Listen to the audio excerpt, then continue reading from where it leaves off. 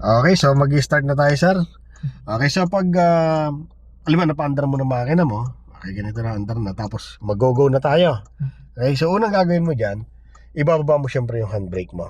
So bago mo ibaba yung handbrake, syempre apakan mo na yung brake. Yan, baba mo yung handbrake. Yan. Then, pag napakang brake, baba mo yung handbrake. Tapos sisiguraduhin mo, may ilaw pa dyan. Kasi minsan, kala natin to, na ibabaan natin. Tapos hindi pa pala masyadong baba. Parang galing yan dito, tapos na ganyan mo lang. Okay? So nakakapit pa rin. Makikita may ilaw pa dyan.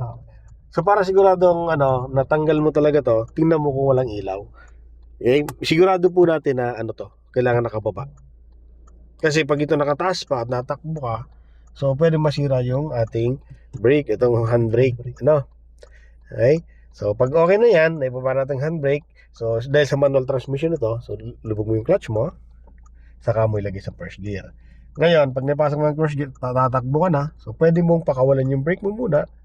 Pakawalan mo ng konti. Pag hindi naman siya matras, saka mag-biting ka na. Pero pag umatras, syempre, huwag mo nang bibitawan yung brake.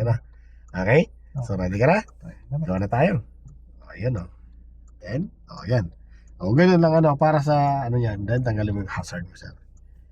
Ganun po para safety yung ating sakyan. Hindi natin nalilimutan lahat ng mga, Okay, so sa shifting naman tayo, sir. So, tulad na sabi ko kanina sa'yo, may bahay-bahay yan. 0 to 20, first gear. Pag naramdaman mo yan, lumagpas ng 20, ganyan, mag second gear ka na. Very good. Yes. Yan. So, ngayon, dyan lang sa second gear yan. So, magte-third gear ba ako? So, hindi pa. Kasi hindi pa naman siya lagpas sa 40. Ngayon, magpa-first gear pa ako. Hindi ka magpa-first gear kasi nasa between 20 to 40. Pang second gear yan. Magpa-first gear ka, possible first gear kapag nag-10 km per hour or mababa sa 20. So, kaya pag naka-set up na yung gear mo, so, tingin-tingin sa speed mo. Okay? So, tapos sa unahan. So, yun ang focus natin. Parang di na ma-focus doon sa unahan. Kasi pag nagdadali tayo, kailangan yung attention natin lagi nasa unahan lang sa ginagawa natin.